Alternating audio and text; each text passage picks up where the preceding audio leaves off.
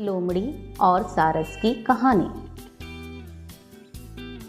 Please subscribe my channel and watch my videos. एक बगुला था जो नदी के किनारे रहता था। मछलियाँ पकड़ता और अपना पेट भरता और वहाँ आराम से अपना जीवन जीता था। एक दिन एक लोमड़ी उस बगुले से मिलती है और उसे अपना दोस्त बनने के लिए कहती है।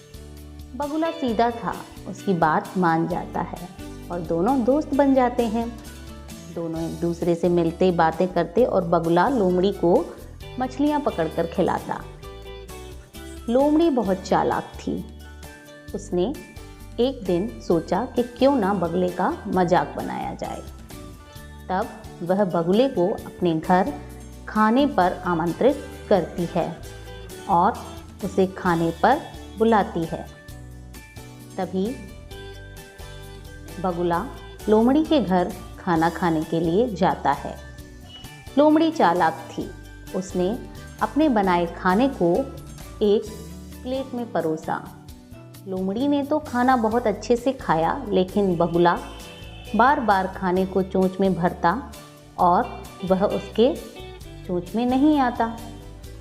इस तरह बगुला भूखा ही रह गया। तब बगुले को एहसास हुआ कि लोमड़ी कभी उसकी दोस्त थी ही नहीं, वह तो उसका फ़ायदा उठा रही थी। लेकिन मन ही मन उसने लोमड़ी को सबक सिखाने का सोचा। एक दिन उसने भी लोमड़ी को अपने घर खाना खाने के लिए आमंत्रित किया और उसी की चालाकी के अनुसार खाना एक सुराहीदार पतले बर्तन में परोसा,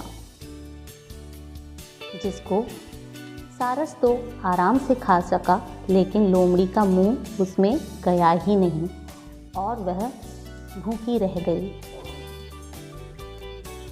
लोमड़ी समझ चुकी थी कि बगुला उसकी चालाकी को समझ गया है।